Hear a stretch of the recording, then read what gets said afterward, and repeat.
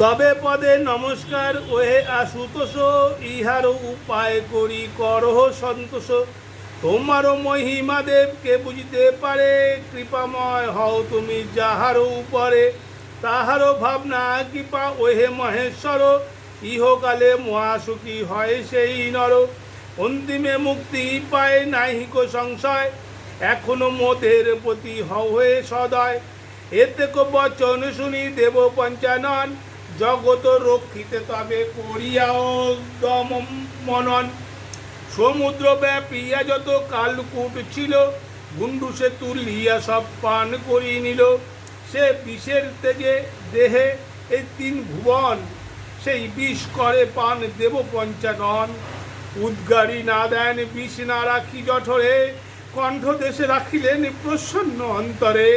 তবে নীলবর্ণ হইল তার কণ্ঠদেশ, তাই নীলকণ্ঠ নামে বিখ্যাত মহেশ।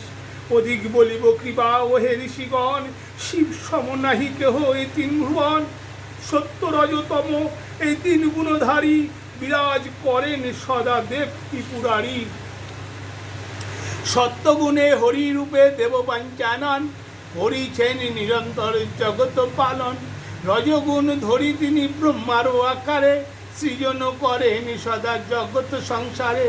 শিব রূপে অন্তকালে করেন সংহার, কে বুঝিবে শিবতত্ত্ব বিশ্বের মাঝার।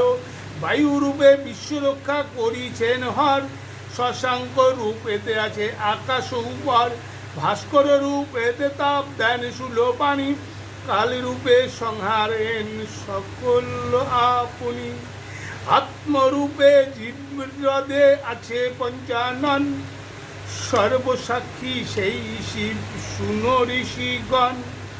ভক্তিবরে সদা তার করিলে অর্চনা, পূরণ করেন তিনি মনের কামনা। তাহারও মহিমা কত কে বুঝিতে পারে, তাহারও প্রমাণ আমি দিব সবাকারে। এই রাম রূপে অবতীর্ণ হন নারায়ণ, তাহার সহায় হন দেব পঞ্চানন। হনুমান রূপে শিব গিয়া ধরা তলে, প্রকাশনে মহাশক্তি বিদিত সকলে।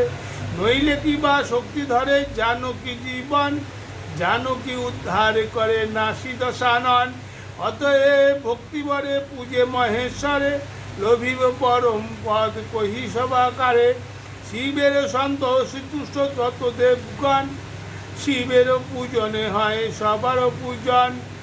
সর্বদেব শ্রেষ্ঠ হন দেব পশুপতি, তাহার উপরে সদা রাখিবে ভক্তি।